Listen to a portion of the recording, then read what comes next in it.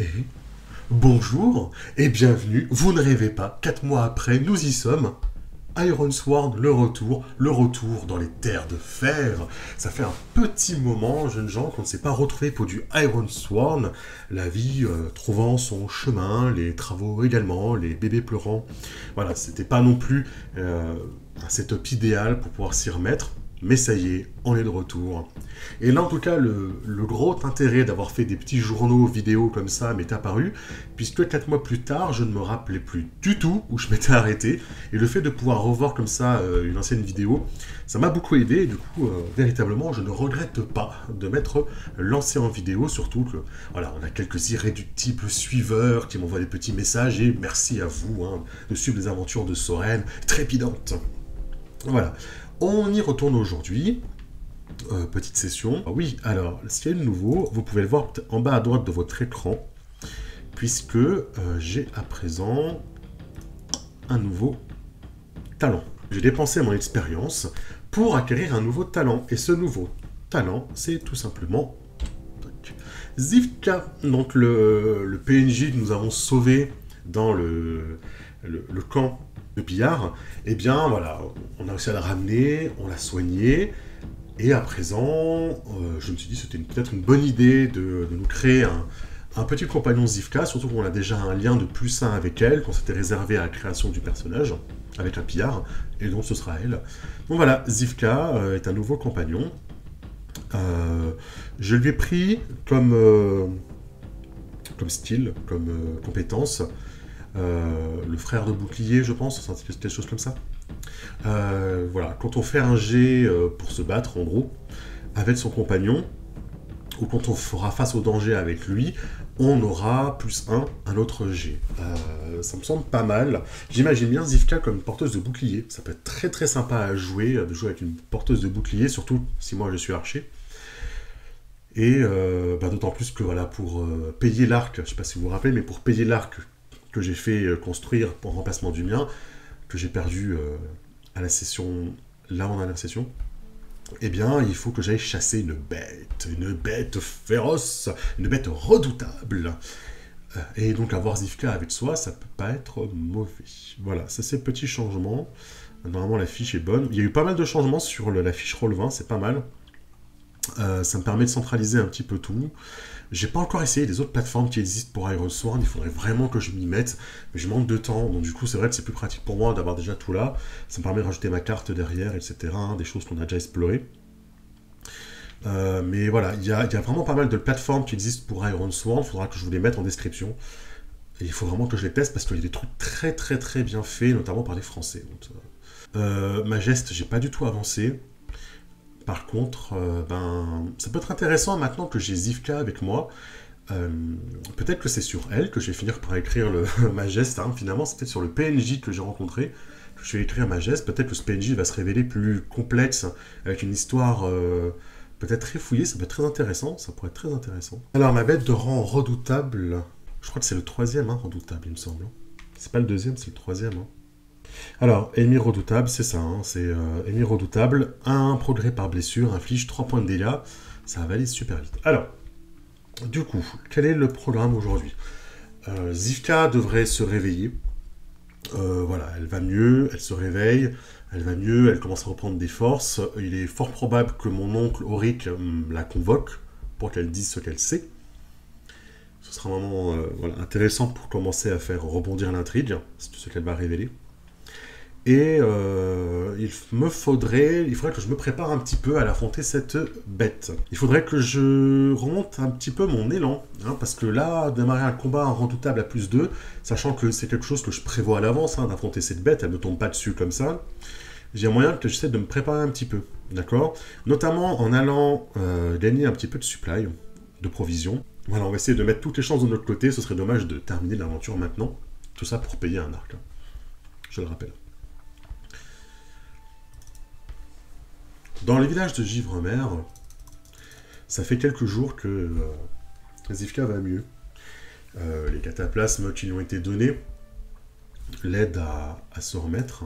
Elle est toujours dans la hutte de Iri, Sigardotir. Toujours dans la hutte d'Iri. Elle se remet. de ses blessures, des blessures qui lui ont été infligées lors de l'attaque de son village.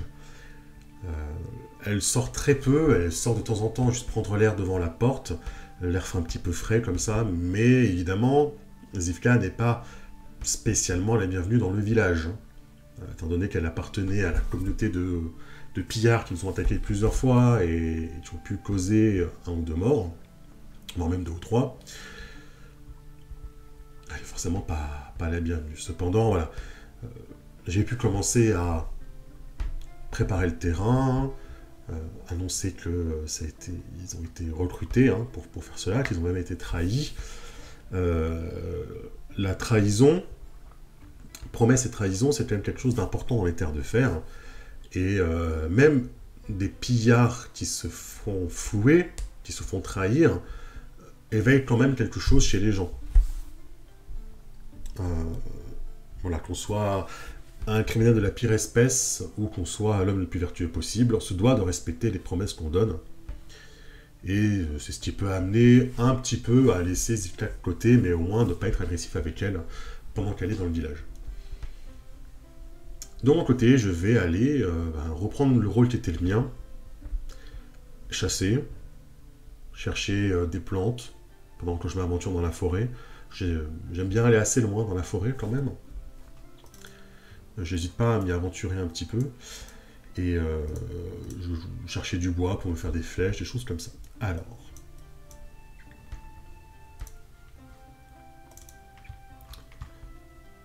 Move. Alors. Voilà, donc je commence à me mettre au jeu en anglais, ça peut être intéressant, il y a pas mal de podcasts anglais, donc du coup j'essaye de reprendre un petit peu le niveau que j'ai perdu en anglais avec le temps et commencer à me familiariser, donc je risque de mettre un petit peu de temps peut-être à faire le saut entre le français et l'anglais par rapport à ce que je connais. Je comprends le montage de toute façon. Est-ce que ce serait pas intéressant, je sais pas à quel point c'est de la triche, de commencer par m'emparer d'un avantage, pour aller chercher ce qu'il me faut dans la forêt, c'est-à-dire que je vais planifier quel jour je pars, quel jour je reviens, où est-ce que j'envoie mon faucon, où est-ce que je me rappelle qu'il y a des ressources intéressantes, sans croiser trop de bêtes, voilà, est-ce que j'essaierai pas de m'emparer d'un avantage? Je pense que ça peut être un moyen intéressant. J'avais lu justement sur les forums que il ne fallait pas hésiter à s'emparer d'un avantage assez régulièrement dès qu'on prépare une action, parce que c'est un des moyens pour acquérir de l'élan, et le jeu est quand même assez difficile. Donc je vais faire ça, je vais m'emparer d'un avantage. Je vais profiter du fait que Zivka n'est pas encore en état d'aller se présenter devant le Jarl, mon oncle, ou peut-être qu'il ne l'a pas encore convoqué et on gagne du temps, pour commencer à aller refaire des petites provisions, nourriture pour le village, flèches pour moi avec du bois, continuer à trouver des herbes pour que Nia puisse guérir Zivka. Non, c'est pas Nia, c'était Iri. Nia, c'est celle qui a besoin de bois. Voilà. Donc voilà, je planifie un petit peu mes trajets, organiser mes journées par rapport à ça, continuer évidemment à circuler le soir sur les remparts comme c'est mon rôle en tant qu'archer. Et je vais donc prendre mon avantage. Donc. Du coup, ce sera avec Wits, puisque ça va être avec l'observation. Expertise. Pas de modificateur. Witch it. Ah bah on commence bien avec un gros 10. C'est un coup faible. Sur un coup faible, votre avantage est de courte durée. Vous gagnez plus un élan. C'est déjà pas mal. C'est déjà très bien. Voilà, narrativement, je sens que la journée va être pluvieuse et froide, que le brouillard devrait du coup bientôt tomber. C'est pas une journée pour partir en chasse, mais il le faut. Je suis obligé d'y aller aujourd'hui. J'ai donc décidé assez hâtivement de partir tout de suite pour me mettre en chasse, récupérer ce qu'il me faut avant que la pluie froide ne commence à tomber et m'empêche de faire ce que je veux. Souvent j'ai besoin de m'empêtrer dans de la boue et peut-être aussi être dangereux pour moi, à ne pas pouvoir regarder s'il y a des créatures qui m'attaquent, des créatures féroces qui m'attaqueront. Donc voilà, je vais essayer de partir tout de suite. Un peu Pas dans la précipitation, mais voilà, j'aurais préféré partir un peu plus tard, quand le soleil est un peu plus haut, mais j'aurais pas le choix. Je sens la pluie arriver, je suis allé voir notre expert qui m'a dit effectivement que lui aussi sentait la pluie arriver, hein. Je vais donc partir tout de suite. Je me mets en marche, hein, je prends l'arc que Nia m'a donné, que je n'ai même pas encore payé, je vais essayer de ne pas le casser celui-là, et je vais m'aventurer dans la forêt avec mon faucon, Flamme. D'ailleurs, je vais écrire son nom, Flamme.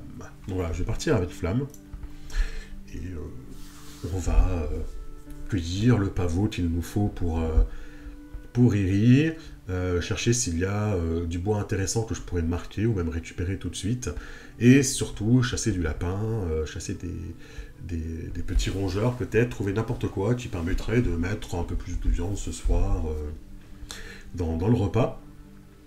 Également ramener à Iri pour qu'elle puisse en donner à Zivka. Donc voilà, je pars avec une grosse charge avec moi, c'est parce que il faut que je maintienne Zivka le plus en forme possible. Elle a des choses intéressantes à nous raconter, et surtout, je sens que si jamais ce qu'elle raconte n'est pas dans l'intérêt du village et ne satisfait pas mon oncle, ça va me retomber dessus. J'ai quand même fait une très grosse bêtise en n'obéissant pas à mon oncle, malgré tout ce que ça a pu nous apporter comme enseignement. Je me sens un petit peu en porte-à-faux, et c'est aussi un défi contre moi-même. Hein, j'espère vraiment qu'elle a des choses intéressantes à raconter, et que mon oncle va la croire. Je vais donc faire un ravitaillement grâce à Flamme, qui va fondre sur ses proies, comme ça, et me prévenir si elle voit quelque chose d'intéressant.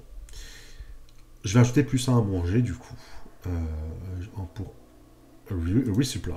Alors, on va resupply. J'ai plus 1. Modifier. Yes. Impeccable, ça. Impeccable. Sur un coup fort, Stone Hit, je manage bien mes ressources. Ça va être difficile l'anglais. Hein. Je maîtrise bien correctement mes ressources. On va dire, je trouve ce qu'il me faut. Et je vais augmenter mes provisions de plus 2. Génial, ça. On monte à 5. Très bien. Voilà, on a pu gagner un petit peu d'élan. On a récupéré tout ce qu'il nous fallait avant que la pluie glaçante ne tombe.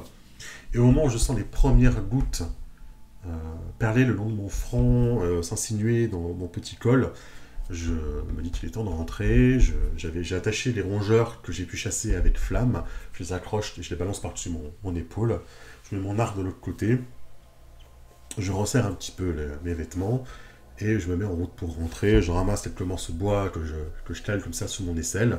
Et voilà, l'arc, les rongeurs, les petits morceaux de bois, et je rentre au village avec ce qu'il faut. Je vais directement chez Iri, préparer le repas, et utiliser sa marmite, son fait-tout, pour commencer à faire cuire du lapin. Zivka ne dort pas, hein, elle est allongée sur le lit, les yeux ouverts. Pour l'instant, elle n'a pas une seule fois demandé ce qu'elle aurait pu faire pour aider, ou comment elle pourrait payer un petit peu cette dette de l'avoir sauvée. Elle est même plutôt silencieuse depuis qu'on est rentré, depuis qu'elle est guérie, et elle est encore très affaiblie, mais elle n'a encore pas proposé son aide de payer en fait le fait qu'elle reste ici et qu'on la nourrisse, qu'on la soigne, avec quelque chose d'autre. Je ne dis rien pour l'instant, je pense que c'est déjà à Iri qu'elle doit quelque chose, c'est quand même Iri qui l'a sauvée, avec ses connaissances. Donc voilà, je vais rien lui demander pour moi, mais si je vois qu'effectivement ça traîne trop, je finirai par lui en toucher 2 mots. Elle me regarde pendant que je cuisine, elle ne détache pas les yeux de ce que je fais, ça me met un petit peu mal à l'aise, quand même. Surtout que finalement, il n'y a pas beaucoup de bruit dans la cabane d'Iri. Iri, elle est en train d'accrocher, de faire sécher ses plantes.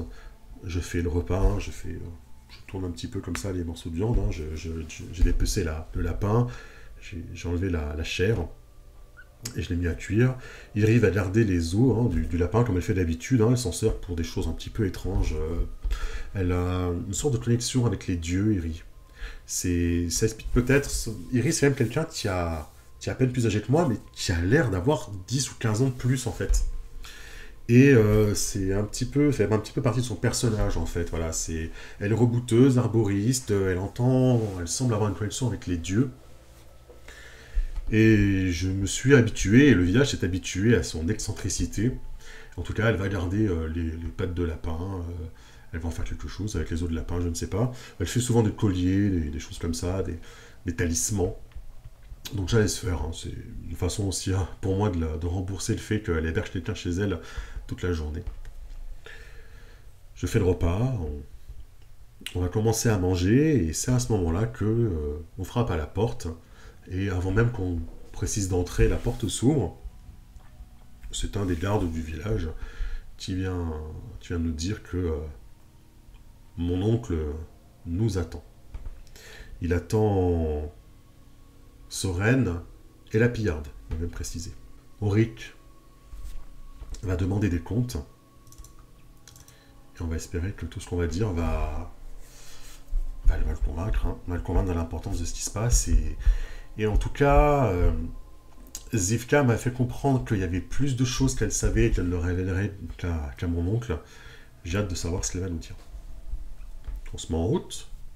On n'est pas loin, hein. C'est le même village. Je me retrouve dans la maison centrale, qui est en forme allongée, comme ça. Au moment où on rentre, mon oncle est encore en train de manger. Ça me frappe, j'ai l'impression que mon oncle, à n'importe quel moment où je vienne le voir, où il me convoque, il est toujours en train de manger.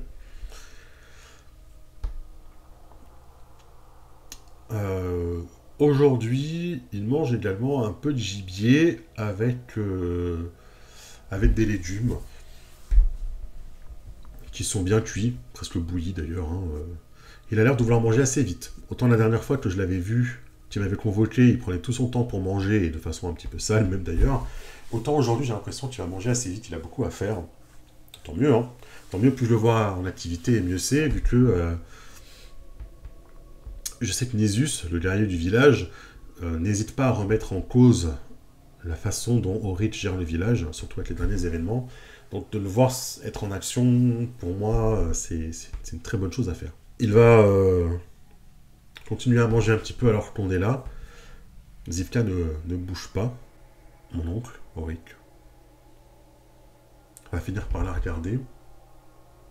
En posant son rituel, il va dire, son bol, il va dire: alors, femme, que penses-tu de l'hospitalité de notre village?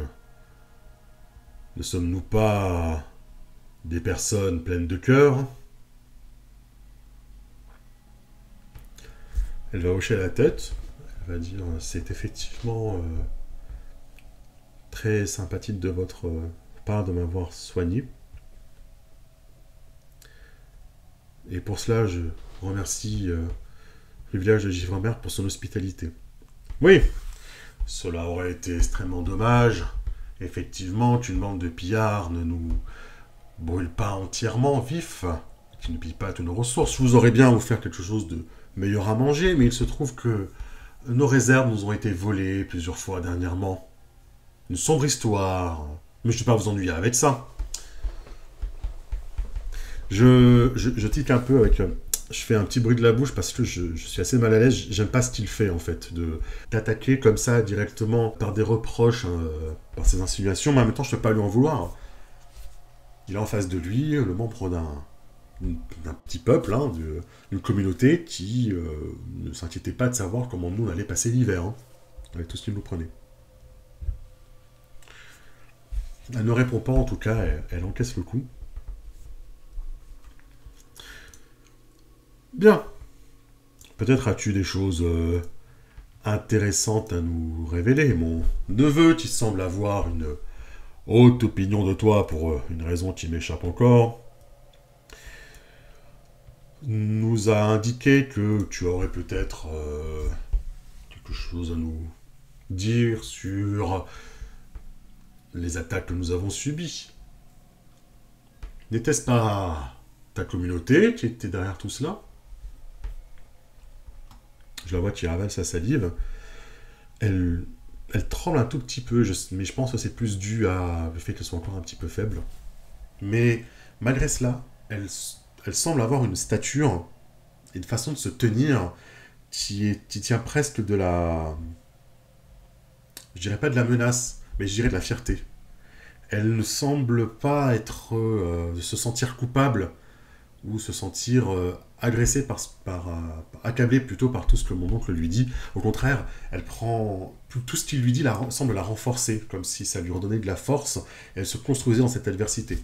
Java s'en dressait de plus en plus, elle tremble un tout petit peu, mais voilà, elle se tient bien droite. Presque elle soutiendrait le regard de mon oncle, de façon impolie. Alors je t'écoute. Qu'as-tu à dire pour valoir la vie que mon sentimental neveu a généreusement sauvée? Il se trouve, mon Jarl, que nous avons été recrutés pour vous attaquer.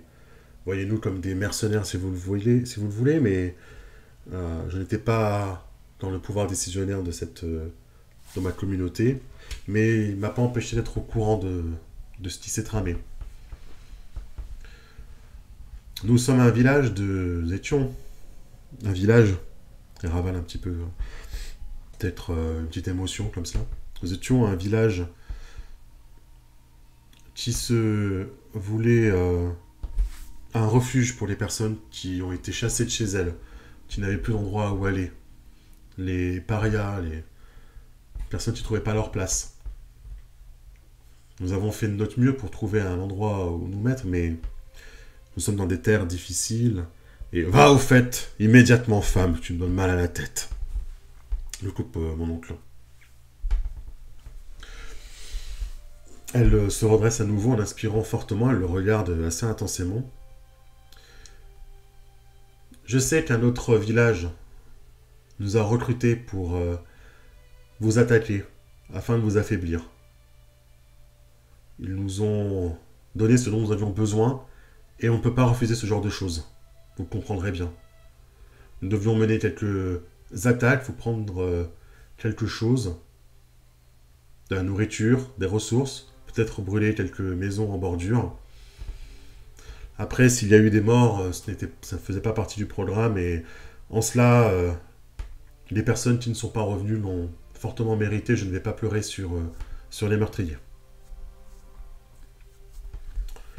Maintenant, c'est intéressant de savoir, et ça je vais le tirer, je pense, de façon aléatoire, c'est de savoir tout simplement qui aurait pu recruter ces pillards pour attaquer le village de Givremer. À qui profite le crime? Et pourquoi? Un peu action plus thème. Prendre pouvoir. Oh, bah, c'est pas mal ça, prendre pouvoir. Quelqu'un voudrait prendre le pouvoir à Givremer. L'emplacement de Givremer est intéressant. L'emplacement de Givremer est intéressant puisqu'il est dans une j'appellerais ça une crique, mais c'est peut-être plus une baie d'ailleurs, tout simplement. Dans une très grande baie, où il y a pas mal de poissons. Il y a la forêt à proximité.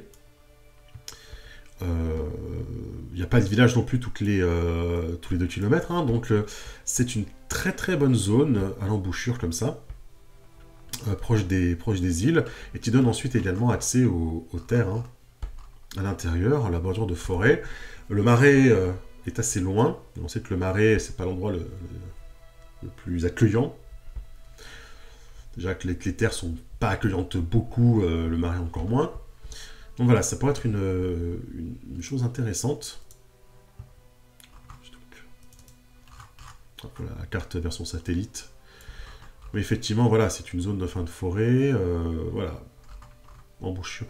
Non, c'est une zone intéressante. Il y a voilà, il y a une rivière, un fleuve qui y passe. Voilà, c'est une position intéressante. Et peut-être que quelqu'un ou une communauté essaye de récupérer cet emplacement ou cette embouchure peut-être de Givremer. D'où viendraient ces personnes maintenant? Location, région.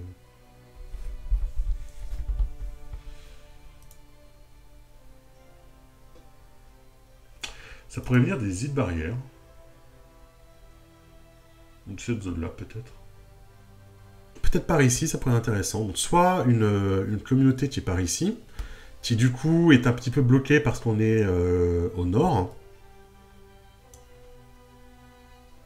Soit peut-être une communauté qui est encore plus au nord que nous et qui aimerait pouvoir avoir accès à cette mer-là.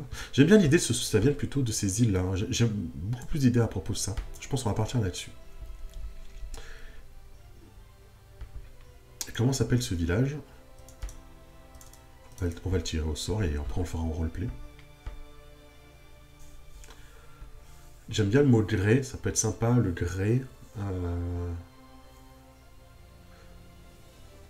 Grès-Pierre peut-être? Le village de Grès-Pierre.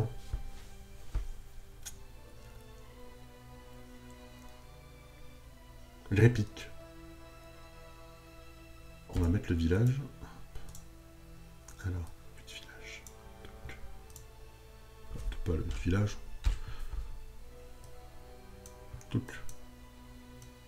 Voilà. Ici. On va mettre un petit cœur. Est-ce qu'on a un petit cœur, un truc comme ça pour dire qu'on vient d'ici? Petit drapeau pour dire voilà, c'est là d'où on vient. Givre-Mer. Ce serait ce village-là, qui serait ici. Oups. Qui serait ici. Tu aurais commandé du coup les attaques contre nous. Il faudrait quelque chose de plus menaçant. Deuil gré. Deuil gré. Ah, ça fait bien un nom de ville de méchant, ça. Deuil gré. Deuil gré, c'est pas mal, ça. Alors, pourquoi le grès? Parce que le grès, c'est la pierre qu'il y aurait sur place, tout simplement. Et pourquoi deuil? Parce que c'est... Ah. Le setting du monde qu'on a, c'est qu'on a fui les invasions qu'il y avait sur notre continent. Et on se serait réfugié ici. Et pourquoi pas? Pourquoi pas le roi de l'époque, celui qui a fui, aurait été blessé, peut-être serait tombé malade en chemin entre notre ancien continent et les terres de fer. Et notre roi, le roi, il y a quelques générations de cela, il y a peut-être une centaine d'années, serait mort en arrivant ici. En fait, ils auraient fondé une ville en arrivant. Le roi serait malade depuis la route qu'il aurait fait. Et il serait mort ici. D'où le nom de Deuil gré, puisque c'est là que est mort le dernier roi de notre peuple. Avant que voilà, nous répandions partout, enfin partout, nous répandions dans les terres de fer, il y a que ça plus d'une centaine d'années. Voilà, nos bateaux sont arrivés sur les terres de fer, et notre roi serait mort ici, et du coup l'endroit porte le nom du deuil, quoi, Deuil gré. Mais pourquoi pas? Pourquoi pas? Voilà. Auric, donc, je retourne sur le roleplay. Auric la regarde et lui dit alors parle. Qui veut renverser notre village? Qui aurait intérêt à nous voir brûler? Elle soutient son regard et elle lui dit il venait de Deuil gré. Ça, j'en suis certaine. Comment? Deuil gré? Deuil gré. Oui. Oui, ça fait sens. Ça fait sens. Les caravanes partent de Deuil gré, elles passent par chez nous pour aller ensuite dans les terres intérieures. Mais quand elles reviennent des terres intérieures, beaucoup de choses sont déversées ici, ou peut-être que nous leur faisons des prix plus intéressants, et Deuil gré... non. Ah, je vois mon oncle qui commence à réfléchir à vive voix et à partir un peu dans tous les sens, comme si c'était pour lui quelque chose de sûr. Moi, je connais pas du tout ces histoires de relations commerciales, c'est pas quelque chose dans lequel je suis versé. Je le regarde un petit peu perdu, mais ça semble faire sens pour lui, tant mieux. Comment en es-tu sûr, femme? Ils te l'ont dit à toi? Tu disais toi-même que tu n'étais pas dans les instances décisionnaires. Elle le regarde, elle dit parce que je viens de Deuil gré et que je connais les armoiries de cette ville.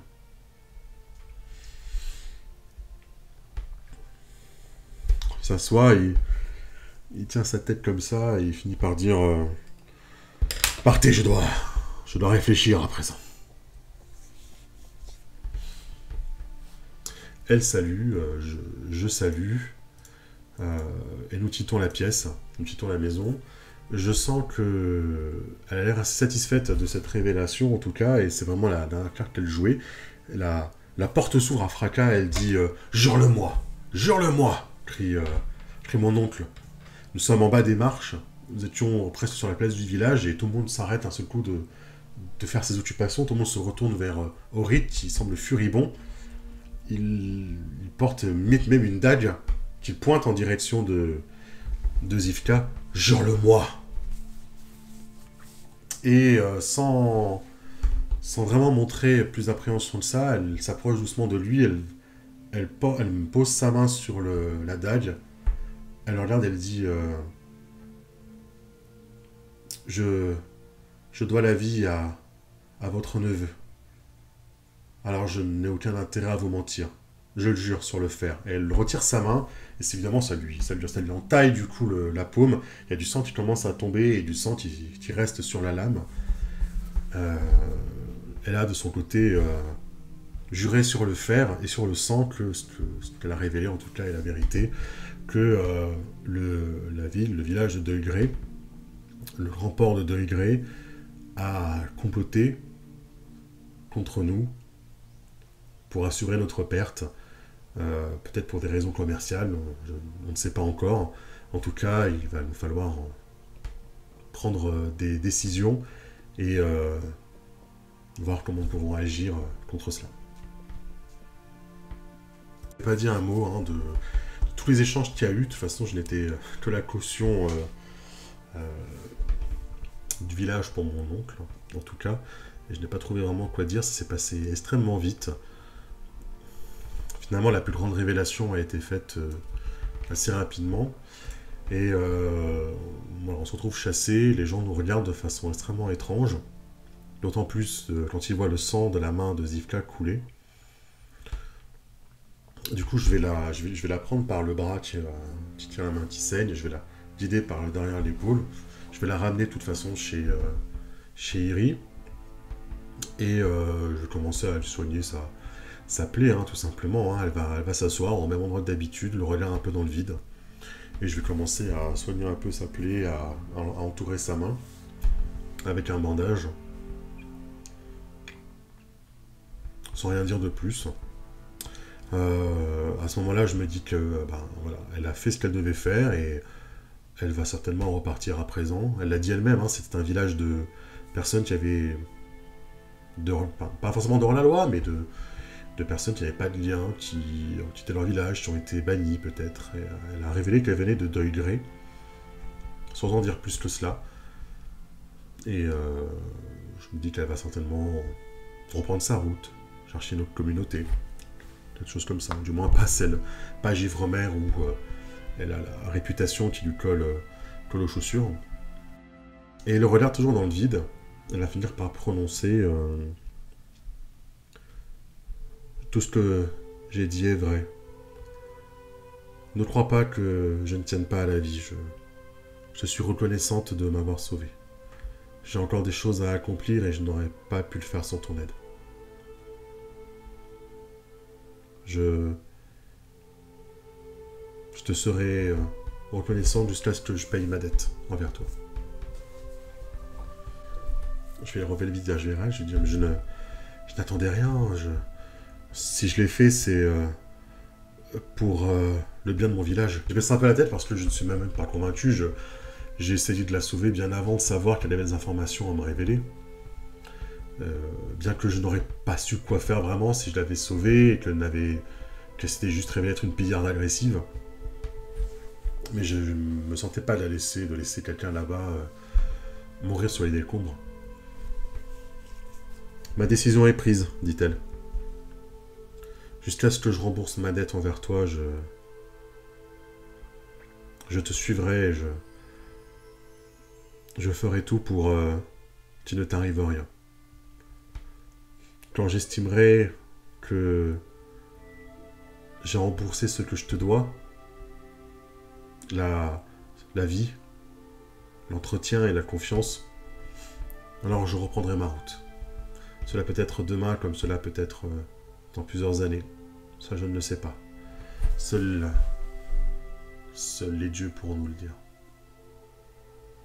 Je vais un petit peu dessiner une espèce de sourire, mais c'est plus de la crispation qu'autre chose, hein, de l'appréhension par rapport à ce qui m'attend. Je vais lui dire, j'espère que tu sais manier la hache, parce que il se trouve que pour te sauver, j'ai dû faire quelques promesses. Je dois aller chasser une bête terrible qui empêche